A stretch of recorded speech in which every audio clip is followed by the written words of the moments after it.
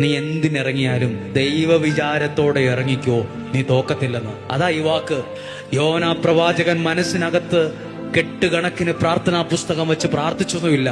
ആ പ്രതിസന്ധിയിൽ ദൈവത്തെ ഒന്ന് ഓർത്തു. അതവനെ എത്തിച്ചത് ദൈവാനുഗ്രഹമുള്ള കരയിലാണ്. യോനാ പ്രവാചകൻ പ്രാർത്ഥിച്ചത് കടലിന്റെ അടിയിലെ മത്സ്യത്തിന്റെ ഉദരത്തിൽ കിടന്ന് പായലുകൾ എന്നെ വലഞ്ഞു, ജലപ്രവാഹം എന്നെ ചുറ്റി വരിഞ്ഞു, എനിക്കിനി ഒന്നും കാണാൻ പറ്റുന്നില്ല, എന്റെ ജീവിതം ഇരുട്ടില്ല, എന്റെ ഭാവി പോയി, എന്റെ പ്രതീക്ഷ പോയി. ഈ അടിത്തട്ടിൽ നിന്ന് സ്വന്തം ബുദ്ധിയിൽ നിനക്ക് കയറാൻ പറ്റില്ലായിരിക്കാം.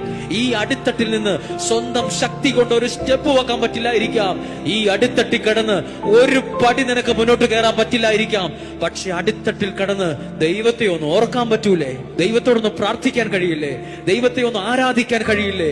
ദൈവത്തെ ഒന്ന് സ്തുതിക്കാൻ കഴിയില്ലേ? അത് മതി.